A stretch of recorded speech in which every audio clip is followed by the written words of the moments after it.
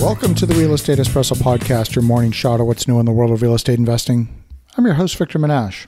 On today's show, I'm going to go out on a limb to give you information about the pandemic that's not making headlines. This will help you with your business planning for 2022. I want to be clear, I'm not a doctor and I'm not providing medical advice or even public health policy. I want to be clear that I'm putting business plans in place based on some of the medical research that I've been coming across in recent days. And that's what I'm here to share with you. I'm going to be reporting the results of scientific studies that have been released for publication and currently undergoing peer review. Once complete the peer review process, that information would be officially published, whereas today it's simply available as a preprint paper. You can draw your own conclusions about what this might mean for the course of the pandemic.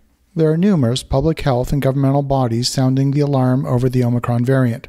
And one thing the pandemic has taught us is that anything is possible.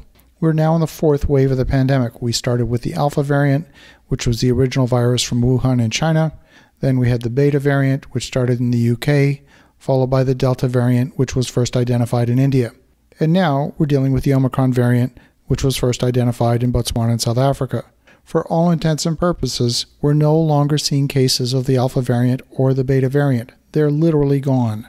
They've been displaced, completely replaced by the Delta variant. And the Delta variant is showing signs of being completely displaced by Omicron. On today's show, we're going to look at the research, and I'm going to go out on a limb to predict the end of the pandemic within the next 60 days. That's right, you heard me correctly. Now, first of all, the Omicron variant is vastly more transmissible than its predecessors. You've been hearing about that in the news for weeks, but the good news is that it's producing much less severe disease than its predecessors. We also know that if you have antibodies to one of the previous variants, you are not protected from catching Omicron. The big question is whether antibodies from Omicron will protect you from Delta, and that is what this specific study looks at.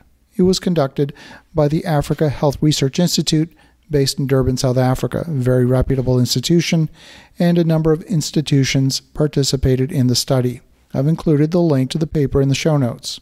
We've already seen that the existing vaccines do not provide antibody immunity against the Omicron variant, and that's why many people who have been fully vaccinated are in fact getting infected with Omicron.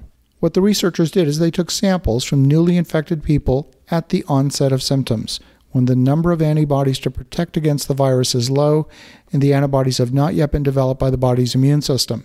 We're not talking about T-cell immunity here, but antibody immunity.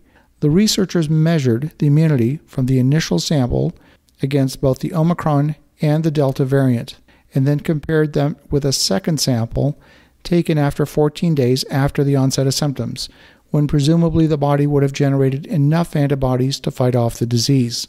They took samples from 15 cases and conducted the experiments using live viruses in a cell growth medium called Vero E6. So the question is whether these antibodies produced by Omicron protect against Delta, and that's what they looked at. They cultured the samples in a petri dish to see if they would grow in their host cells or whether the antibodies would inhibit the cell replication. And the results are pretty striking. They showed that the Omicron antibodies had the effect of reducing infected cell replication by a factor of 14, which is exactly what you would expect the antibodies to do. They protect against the disease. This was comparing the first samples taken at the onset of the disease with the antibodies taken after 14 days. The researchers then tested the antibodies against the Delta variant to see if the antibodies had any effect on reducing the replication of the Delta variant, and they found a reduction of Delta by a factor of 4.4. And this perfectly explains why we're starting to see the Omicron variant displace the Delta variant in virtually every country in the world where Omicron is present.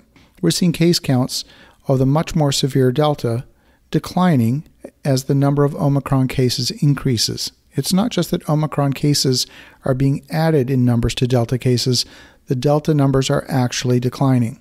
We're also not seeing a spike in hospitalizations despite a massive increase in the number of infections. Hospitalizations are going up a little bit, but not dramatically.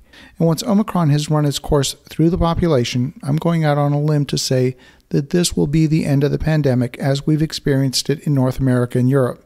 There will be other countries dealing with it for some time to come until the infection runs its course throughout the planet or perhaps a new variant emerges. So I'm planning 2022 on the basis that business and society will be able to safely reopen before the end of February. I know there will be some who will disagree with me, and I respect that. I'm merely sharing my business planning, and of course I'm prepared to alter course if the reality turns out to be otherwise. I found the results of this paper to be important enough to be worth sharing with you, even though it's a topic outside of real estate. Business planning is of paramount importance, and this information could play a role in your business planning for 2022. As you think about that, have an awesome rest of your day. Go make some great things happen. We'll talk to you again tomorrow.